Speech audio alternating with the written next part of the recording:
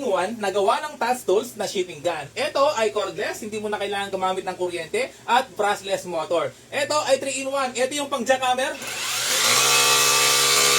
Ang lakas nito mga ka-repairman. At kung gusto mo naman na magbutas, ito. Meron po yung umiikot habang nag-hammer o tinatawag na impact drill. May papakita po sa inyo. At kumpleto pala sa mga talim. Napakarami po. 1, 2, 3, 4, 5, 6, 7, 8, 9. So 9 na talim po na napakarami. At meron po siyang kasamang drill shock. Ito mga ka-repairman, ilalagay mo lang dito yan. Kasama po ito kapag bibili kayo. No? Iikot lang dito yan. Kung bawa, meron kang binabaon na kahoy, bakal, ay hindi mo na kailangan magpalit-palit pa kasi nga ito ay kumpleto na. Okay, alisin mo lang dito yan, yung naka-screw.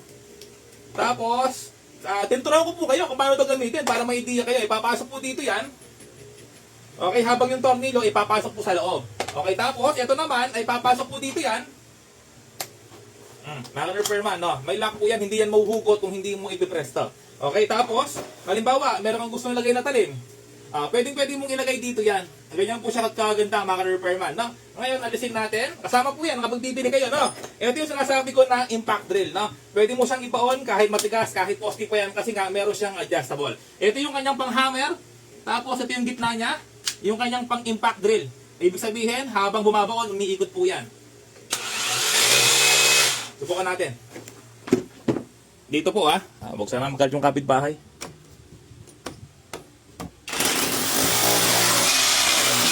Baon na, mga ka-repairman, no? Diba? Ganyang kalakas at ganyang kabilis. Kapag meron ka binabaon, no? Diba? Ang lakas po nito, mga ka-repairman, solid. At ito naman, halimbawa, meron kang binabaon na kahoy or samento. Ganito lang, i-adjust mo dito yan. Yon. So, ibig sabihin, plain lang yan, wala siyang hammer.